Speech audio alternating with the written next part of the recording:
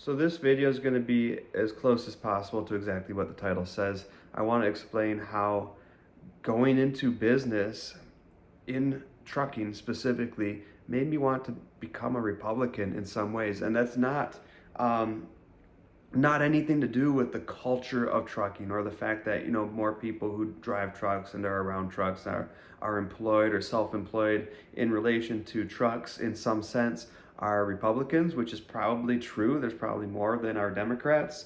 And I want to be clear up front that I'm not either. The last time I voted was like 3 election cycles ago, and I voted Democrat in that election cycle.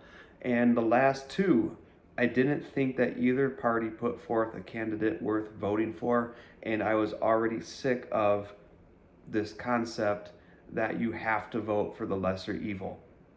I don't think that concept has gotten us anywhere. It might result in a temporary feeling that you've succeeded. Oh, thank goodness we've kept out so-and-so, we've kept out this person, we've kept out that party. But in the next election cycle, the farther the pendulum gets pulled in one direction, the farther it's going to swing the next time. So all you're doing is delaying the worst candidate from the other party that's going to be in next time anyways. So I really don't think that voting for the lesser evil is productive. I don't think it does anything. I think the reality is either the pendulum is going further and further every time, or we're bringing it towards the middle, and that's my goal. So the only reason that I didn't become a Republican as a result of my experiences, which I'll explain in a minute, is probably because I'd already made up my mind I'm not buying into this system. And I don't think that voting for the other party is going to fix any of these things. So I'll go into that by the end of the video, but let's start with my experience here. First complaint: why do I have to pay for permission to do work? Now, I think a lot of people hear this talking point from conservatives and think that it's a drummed up talking point, just like conservatives probably think that a lot of the liberal talking points are just drummed up BS. And the fact is that I think people on both sides of the aisle have legitimate complaints that they see from their perspective and their life experience. And this is one that there's people who want to work with their hands, okay? Let me start there. Those people tend to be, more often than not, conservatives. There's people who want to work on farms. They want to work driving a truck. They want to work doing construction. They want to work doing whatever, hands-on skill, and there's nothing wrong with it. I've always liked that myself, but even if I didn't, it doesn't matter because I'm not the official person whose views matter, right? And the fact is that it's completely legitimate to want to work with your hands for a living. It's also completely legitimate not to want to. I think it's a little weird if you don't ever want to work with your hands at all. And I think it's a little weird if you only ever want to work with your hands. I think that we are whole people and we should want to use our brains and our bodies in life, right? Whether it's work, whether it's not work. It's just kind of weird if you think that only working with your hands or never working with your hands is the right answer. So don't really buy into either of those viewpoints. But if you want to do something like driving a truck, you want to be self-employed, you should be able to do that without spending a massive amount of money for permission. It's not like, the concept here is that it makes us safer, right? There's the DOT, there's the Federal Motor Carrier Safety Administration, or FMCSA. The rules and regulations that they have in place make us safer. Now, if they actually did, it would be legitimate. And why would we not, be willing to pay a little bit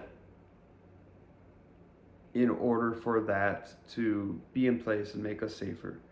Here's all the ways it doesn't make you safer. One, it's a it's a bunch of BS. And everything kind of falls under that umbrella. It's a bunch of BS. And okay, so how is it BS? Well, first of all, nothing is enforced. And if it is enforced, it's not enforced properly. It's not enforced in a way that actually prevents people from doing stuff that is illegal and unsafe. For example, you want to get your truck inspected, right? You have to get your truck inspected. That's probably something that all these inspection stations should be doing, right? You have your DOT number, you're an official carrier. Maybe there's a little bit of a charge for that. Okay, that's fine. Which there is. It's like $300. Maybe it's $150, but I did two different things, so it totaled $300. I don't remember. But cool, there's a charge for it, whatever. You also have to get your truck inspected. You have to get a certificate that says my truck is roadworthy. That sounds good, right? Yeah, it is good. It's a good idea. And here's how you do that. You go to some guy who has somehow become authorized to do these inspections. And he says, all right, give me $110. You give him $110. He says, looks good. You're good to go. Let me sign the paper. I experienced this personally. Everyone else who I talked to in the trucking industry experienced this personally. For my second truck inspection, the first time I was like, what the heck was that? You didn't even go under the truck. You definitely didn't take any of the wheels off and look at bearings and suspension and all the other stuff that matters. But you didn't even look under the truck. I just literally paid you to sign a piece of paper. That doesn't make anybody safer. The second time I got a truck inspection, I searched for somebody who I thought would do a good inspection, and I paid them.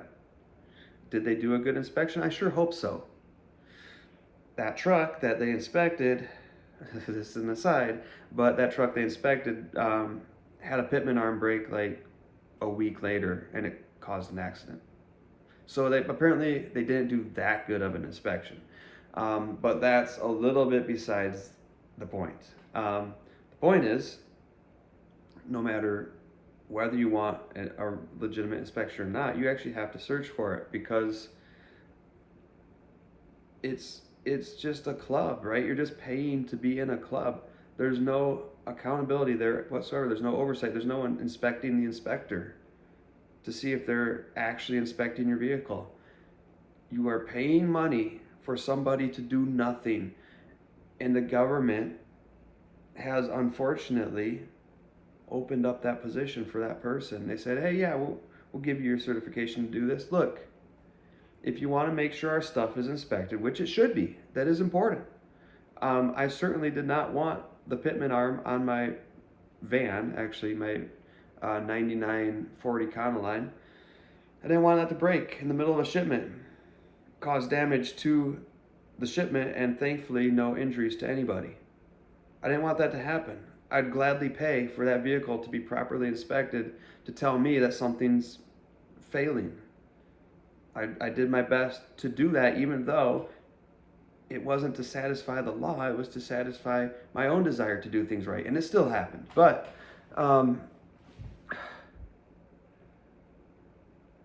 what they could do is have you actually pull into the inspection station. All right, it's going to be a little bit annoying. It's going to be a little bit of a hassle. No one wants to spend any of their time doing a shipment stopped at an inspection station, but they could pull it in. They could do in half an hour a very thorough inspection of your equipment. And if something's wrong, they could let you know. If it's severely wrong, they could pull you off the road. And if it just needs to be fixed within a certain period of time, they could give you that period of time and not a ticket, and just make sure you get it done. And if it's not done, it could be inspected again. But these inspection stations are underutilized, right? I don't mind paying money. I don't mind that my taxes go to this. I don't mind that my own money, when I go into business, I make money, I have to pay a certain amount. It's fine. Just don't make it exorbitant, and make it actually do something. We could be actually paying human beings, providing work, providing a job out of this money to legitimately inspect your vehicle at these inspection stations. But for the most part, they're either closed or they're just waving you through. Which of course, as you're on the road and you're in that mentality, you want to get there, you want to get paid, you want to get the job done. It's nice when they're just waving you through, but in reality, it's a waste of our tax money. It's a waste of the money that I pay to go into this industry, to be a part of the industry, and it's not accomplishing anything to make us safer. And that's the whole problem. And that's why people don't trust the government, right? It's and it's more than that. It's not just that one issue. I want to say something else, and this is more related to my personal feelings about the job than necessarily about the government, but it does tie back in. Everybody who owns a truck wants to take good care of that truck, especially if they're using it for income. I am probably one of the outliers who's not really in the demographic of people who makes money with a truck but still does it anyways. And I, less than most people, really care about my truck being like perfect and shiny and in great condition and everything else. Everybody I know who works with a truck spends a lot of money making sure their truck has up-to-date everything in it. Like, people take care of their trucks. People who have trucks take care of their trucks. And when you're paying $1,500 plus a month for insurance on a pickup truck that is government mandated, and by the way, when I first went into business, I called up my insurance agent at State Farm and I said, "Can you insure me for this business?" And he said, "Yes, we can." And I said, "Cool, do you report to the FMCSA because I need that?" And he said, "Let me check." And he called around and everything. He's like, "No, we don't anymore. We used to, and it's just too much hassle. We don't do that." In $90, I got a quote for $90 to insure my truck, to do business with it, but it wasn't going to meet that need to give me a DOT number, because they have to report to the FMCSA to get that DOT number. So I went to Progressive, which was my next choice. It wasn't my any choice, it was the only choice. It's what I had to do. And $1,500 a month, same coverages. Like, I need you to understand that I'm not making anybody safer by paying for this different insurance, because insurance itself is not different. The fact that they report to the FMCSA, and in my case I didn't even do that successfully, that's what's different. And now I'm locked in. Now this private company, this huge corporation, is making a bunch of money off of me and everybody else who wants to go into the trucking industry because the government said so. We don't have freedom of choice. We don't have market demand, supply and demand.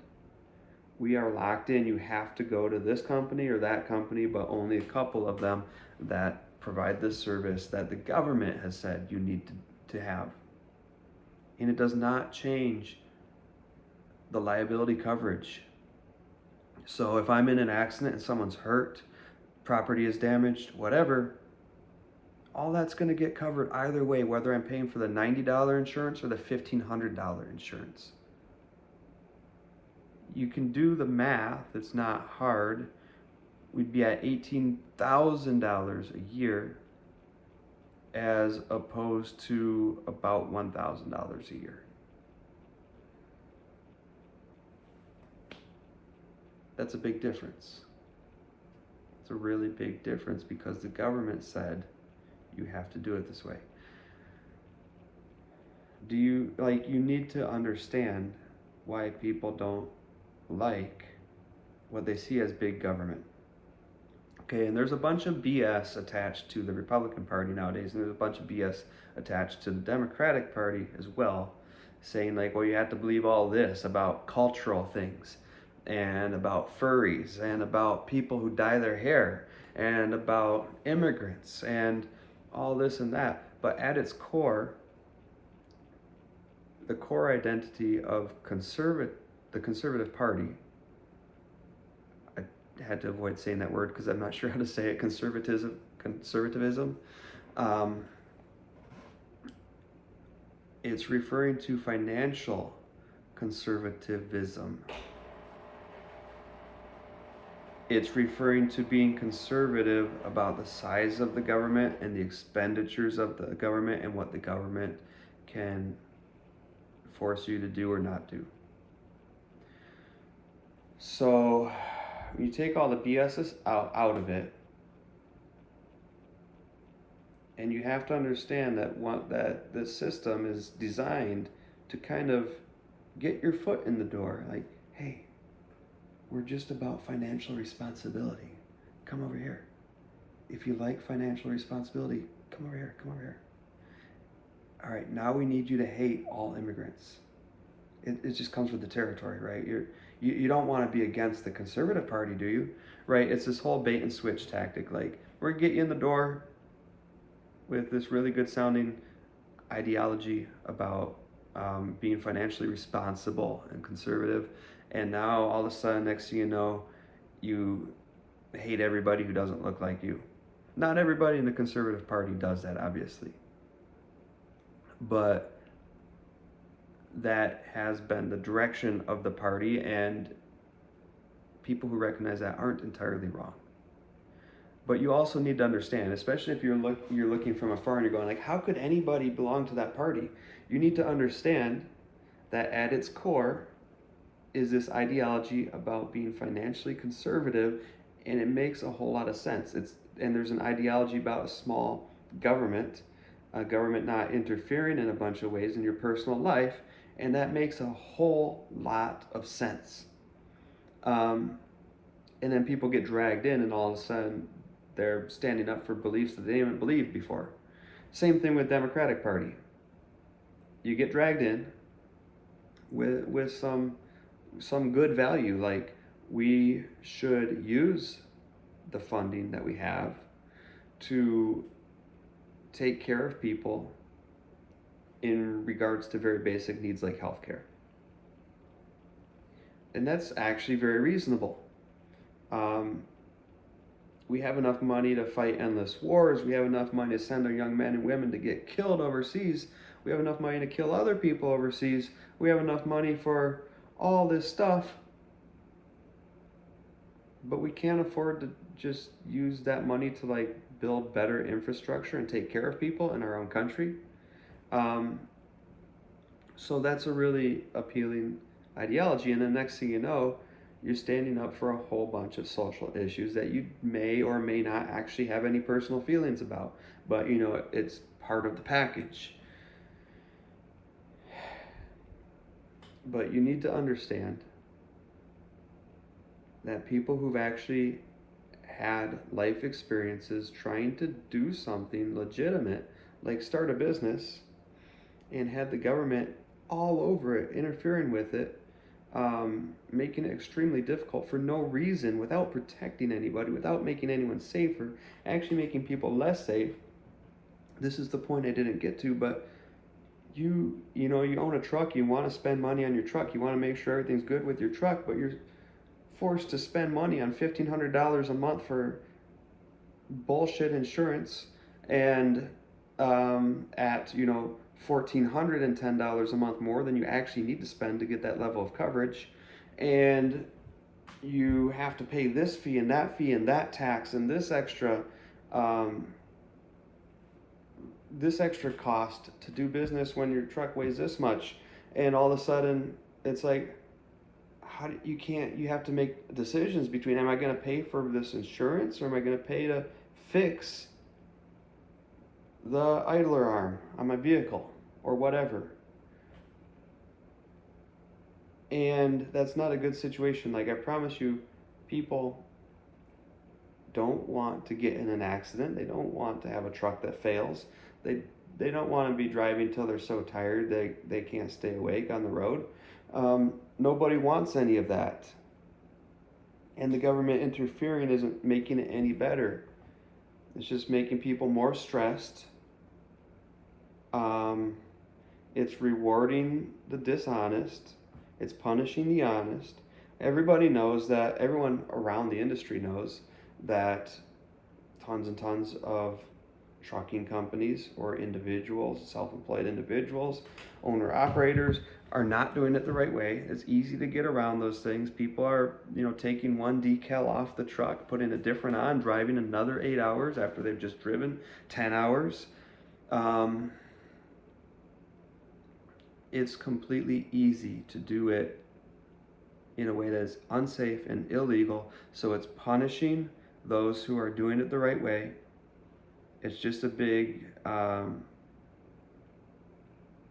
test of your honesty. And you have to go in it and try to do it the right way, even knowing that you can get away with doing it the wrong way. Other people are getting away with doing it the wrong way. Other people are making more money than you are because they're doing it the wrong way. And you have to compete with them. You have to compete with their prices. You are being pushed out because you're doing it the right way. And then there's no accountability when the government is the one that messes up. My business, my DOT number got shut down because the government misspelled the name of my business. This literally happened. I have documentation of it. They misspelled the name of my business. They actually simply forgot to put a space between two words. And then it was a joint problem between the government, the FMCSA, and the insurance company that they forced me to use. Because they made a mistake. They fixed their mistake. They required updated insurance to be filed after they fixed their mistake because they cataloged it as a name change, even though it wasn't a name change, it was them fixing their mistake. Then I called insurance. Insurance wouldn't send the new documentation because they just kept telling me, no, it's fine. There's nothing wrong. We don't see any problem. We don't need to do that. I'm literally paying you $1,410 a month to do that and $90 for insurance. So they didn't do it, and I called multiple times. And I'm like, well, okay, I guess if you're telling me it's right, I guess it's right. Please check. Have you checked? Please check. And then next thing I know, I get shut down on the first day of a $17,000 delivery. What might I be delivering that's worth $17,000, you might ask? A fishing boat from Michigan to Alaska. So I wasn't obviously going to make $17,000 on it, but I was going to recoup on the expenses that had already happened, like buying a freaking trailer specifically for this boat to the tune of $6,000. Which I'll get to keep after I drop it off. It's an investment. It's all good. It's going to cost me, let's guess high, and we're going to say it's going to cost me $2,000 in gas to make this drive. I'm making $9,000 on it and a trailer that I get to keep and use for more high-end deliveries like this. Completely sane. I mean, some people would say slightly crazy, but completely defensible venture here. Completely defensible decision to take this delivery. And I get shut down by the U.S. government because they made a mistake. And because the private corporation that I am paying $1,500 a month to, because I'm required to, refused to do their job. So, are you beginning to see the kind of anger at ineffective, overbearing government that makes people feel drawn to this conservative way of thinking? People just want to be left alone and allowed to live their life and allowed to work. It's not just an empty talking point.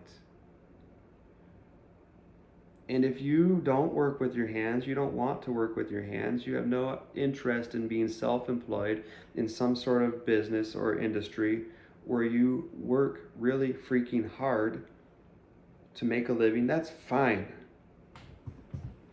That's fine. But you need to understand that there are people out there who do want to do that, and that their desire for that is legitimate, and it's probably helpful too, because that category would include farmers who grow your food, truck drivers who transport your food from the farm to the place where you buy it, all that stuff.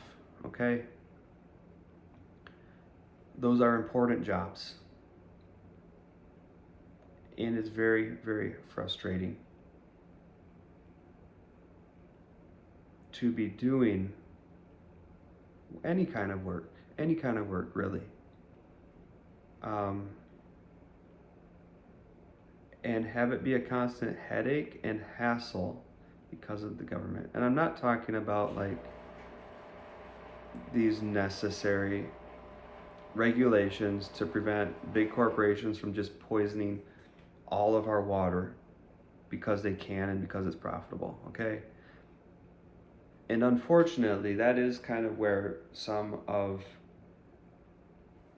conservative higher ups, people higher up in the government, that's where they are on the issue, right? And then they get everybody on board by talking about people like the people I'm talking about, and appealing to us, because we do want to be able to work with our hands and not have it be super restricted by the government. And unfortunately, all of those restrictions, all the difficulties seem to fall on the little guy, while the big corporations get to do whatever they want. And that seems to be true whether there's Republicans in office or whether there's Democrats in office. So we need to have a conversation about how do we put those important regulations in place, those rules that make sense to all of us, that 90% of Americans would support, or 99%, because it's only going to be the 1% that are actually getting rich off of dumping chemicals into everybody else's water supply or what have you. It's an easy example, but it's only going to be those people who don't support it. 99% are like, yeah, absolutely. I mean, we don't want big government, but yeah, obviously we are not okay with people just dumping poison into our drinking water, right?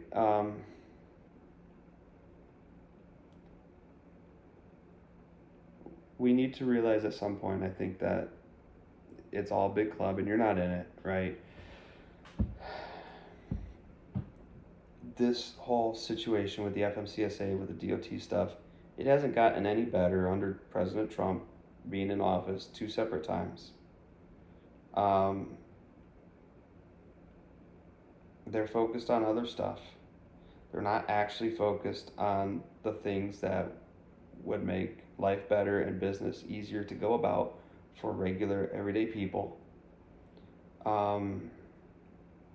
They're still giving bigger and bigger breaks, especially the Republican Party, unfortunately, giving bigger and bigger breaks to the big corporations, letting them do whatever they want. But those of us who want to have this little business or be self-employed still have to jump through all the same old hoops that we always had to. It hasn't gotten any easier or safer to be in the trucking business. So I think it's a bunch of BS that Republicans are actually going to do anything to make that better, and that's another reason that I didn't become one. And I'm definitely not a Democrat either at this point. But I think you have to understand like the talking points and the draw to people, because when a party has that good talking point, like we're going to eliminate government regulations. If you've never been impacted by ridiculous, poorly executed, poorly enforced government regulations, you're just like, who cares? Like, that doesn't affect anyone. It does affect people. And so people are going to be drawn to that talking point if they've personally been affected by it. And so, if you want to get those people on board with whatever you are, you need to address that in a real way. Like, say, okay, the FMCSA, it's not working. It's making it harder for people to be self-employed in the trucking business. It's not making our roads safer. It's a bunch of BS that isn't accomplishing anything. It's definitely not accomplishing what it's supposed to do. It's just ineffective, and it's causing a big hassle to people for no reason because it's ineffective. So, like, what candidate, what president, what body of Congress or the Senate has done anything about that ever since it's been implemented? Whether you're an elected Democrat or an elected Republican, if you want people to support you, like, actually fix that. I know nothing's perfect. Things aren't going to be perfect. People will make mistakes. Governmental organizations will make mistakes. But it's grossly ineffective. And it's widely known within the industry how ineffective it is. These complaints that I list are not just me, like, I had a bad experience. It's stuff that is very well known across the board about how this all functions. It could be less than perfect and still be a lot objectively better than it is. So if you're in a position of political power, fix this. At least acknowledge that there's a problem. It actually needs to be fixed. And if you are in the Republican Party, if you represent the Republican Party in an elected position, you could probably get me to vote for you if you actually focused on issues like this that make life better for individuals who are just honest, hardworking people.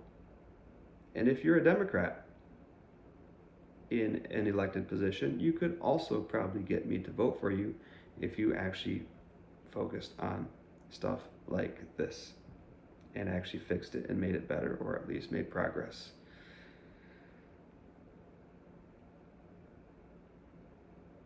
But if all you're going to do is, promote a culture war between people who look like this and people who look like that, think like this and think like that, I'm not interested in voting for you in either party. So, cool. That's this video. Thanks for watching, and I hope it informed you about something worth being informed about.